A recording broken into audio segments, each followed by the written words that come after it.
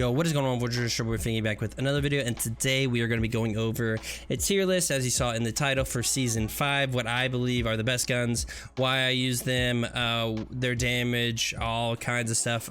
Basically my input and the reason why I think that they are deliciously good or deliciously bad. So I actually added an A+ here because I think that they needed to be one in between A and S, just because there's like this little middle gap between. It's like not broken, but it's not it's not necessarily right here, you know.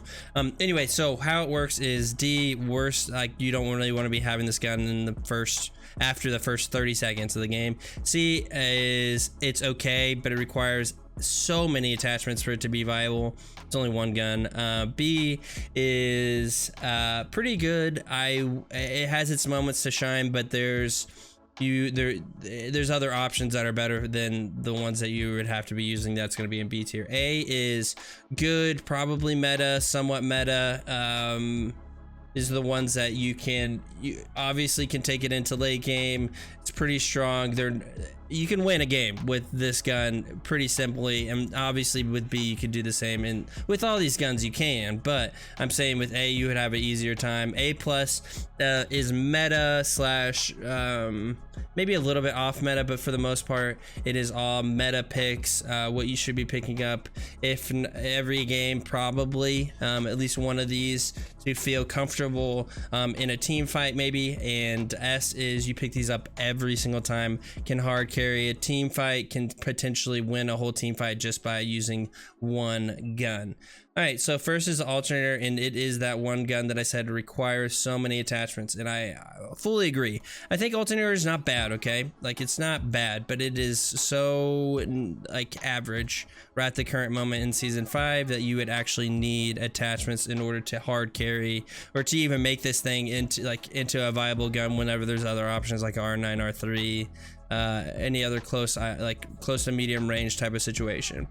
Charge rifle is going to be put in B. I think this is the downfall of snipers right now, just because of how the ammo works. It's really bad the way that they put it.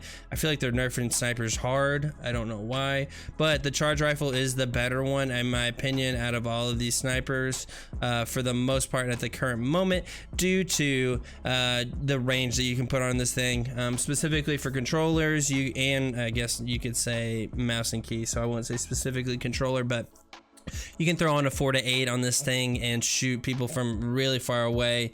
Just be annoying, be a nuisance, and get like those little small picks or something that you can have with the charge. But really, you would require it's required to have a pretty good sight on it. And the bad thing is how much is actually in the chamber. I believe you get 4 shots. So next is the Devo, gonna be S.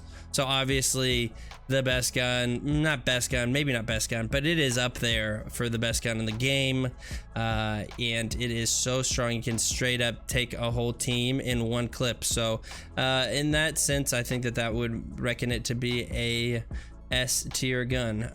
This is going to be the Eva, so I'm going to put these both. Doesn't really matter for me. I don't really use a double tap, even though I think double tap is strong when used correctly, like super duper up close. But for me, Eva is about B.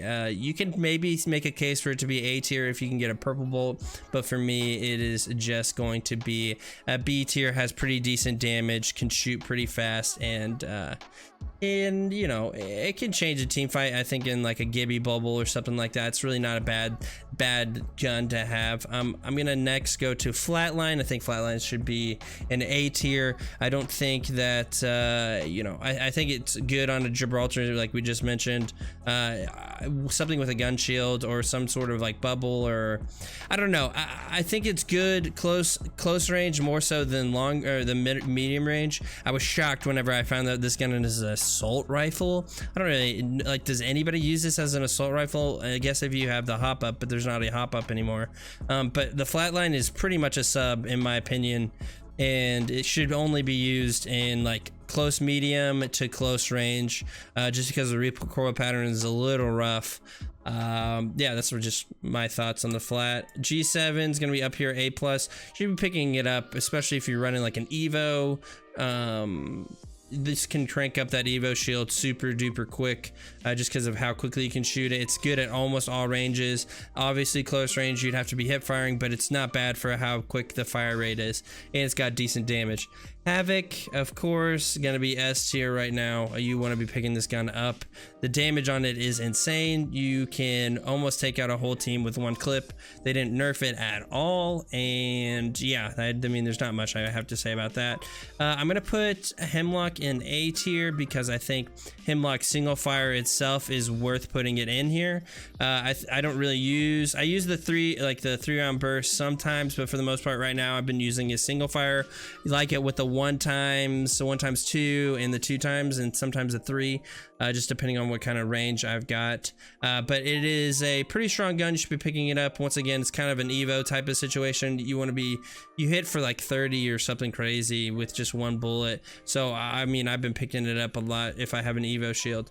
Kraber, don't have to talk much. It's delicious and super good. Hits one time in the head to like 230, and then for the body like 180. Okay, once again, the downfall of snipers, longbow. I'm not picking it up right now. Once again, same type of situation. The ammo situation is super dumb. The fire rate's okay and the damage is okay, but there's other options that are better than that for the longbow.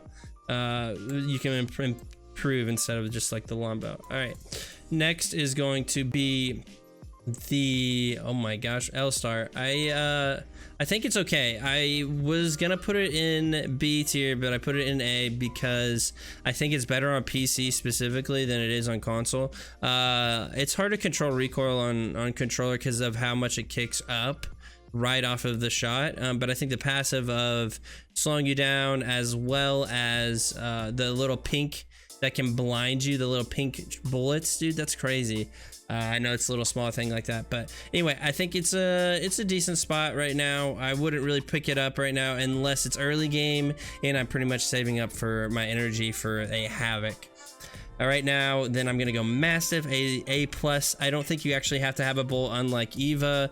I would recommend obviously having one, but for the, it's a little inconsistent. I will say it is a little inconsistent on the Mastiff, but the damage that you can possibly put out on it is way worth you picking it up now, until you pick up something other than like maybe a PK or something like that. Next is going to be the Mozambique. The Beak with hammer points I think goes into B tier, where you can, in certain times it shines really strong. It's going to be the same for the P20 with hammer points. I think they're both really strong whenever they're in a good team comp and you have good comms of them explaining like, hey, this person doesn't have shield. Obviously that's whenever it shines the most. And if you don't have hammer points, GG, it's the D. It's like the worst. You don't want to have it past 20 seconds 30 seconds into the game, in my opinion. Next is Peacekeeper, super strong. They obviously buffed it. They made it where you can get you know, you get a choke with it, you get a digi-sight with it. The spread on it is even like smaller, like season 0 type of stuff, and that's pretty disgusting. Honestly, it's so good, and it can totally change a team fight. Hit for like 140, something crazy like that. Prowler is going to be A+ with Select Fire. I think the Select Fire makes this gun on par with you know, any type of medium to long range, or excuse me, medium to close range type of fight.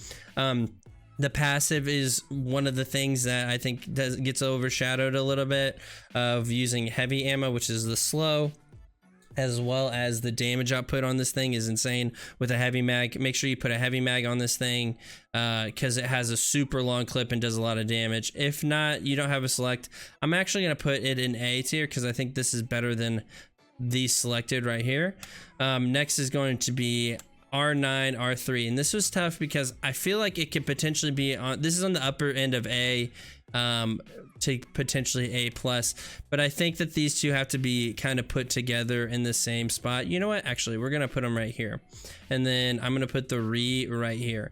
So these are all three gonna be talked about, but I think R3 looks, it got some sort of silent buff right now, and if you have a good stabilizer, maybe a blue or up stabilizer and a blue or up light mag, you can fry with this thing medium range. It is so good, and you can even use it close range. The only thing that's going to beat it right now that's automatic is obviously the R9, but I think the same thing can be going if you're used to the R9 recoil. It hasn't changed since season 4, so it's something that you should be doing. The re got to change, and this is something that I want to talk about real quick, is that the damage on the re got actually a buff. It actually does more damage than the R3, so off of just like in general, it does more damage, or if not the same damage, I think.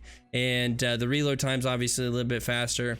I don't think it's as viable as the R3 long range, or medium to long, or medium really, but I think the reload time is what makes it kind of pretty good at the current moment. I'm gonna keep it at A tier, but you guys should be trying out the re. It's pretty sick. I'm gonna put the Sentinel. Sentinel was almost a C, just because if you're not hitting a headshot on this thing, which is insane, so that's why it's keeping it in B, is the headshot, which makes it's like 130 on a headshot with a Sentinel. So that's what makes this gun worth picking up if you're hitting headshots. But if not, once again, there's other options that I think are better. Spitfire, surprisingly, is going to be going in A tier. It's on the lower end of A and almost B, but I think with the gold, Spitfire, it's pretty good. It provides a lot of pressure in a team fight, makes where the opponent has to hit their shots or they're dead because of how big the clip is for this LMG. The Spitfire does a lot of damage, and once again, I think the biggest factor is it puts pressure on the opponent to actually hit their shots. I wouldn't really necessarily take, this is probably one of the worst guns in A tier to like take late game, just because there's going to be people with all of these other guns that are going to fry you. Next is the triple take with the bolt, or what is that, the choke on it. You know, I see a lot of lower, like, okay, like in pubs, like I would pick this up, something like that for fun, but this is not something that you want to be taking really in ranked, because frankly, there's not a ton of damage. Early game, you can almost use it as a shotgun. It does a lot of damage up close. Use like an alternator and this, like you would use the alternator first and switch to a T-take, unless obviously you have the choke on it. Anyway, there's other options. Once again, sadly, with all these snipers, there are better options, but this one's a little fun to use, and I'm not gonna neglect somebody for like picking up the T-take. All right, and of course, this may be the most biased thing, if not, like, I don't know. I feel like this is the most skilled weapon. You have to be very skilled to use this weapon, in my opinion.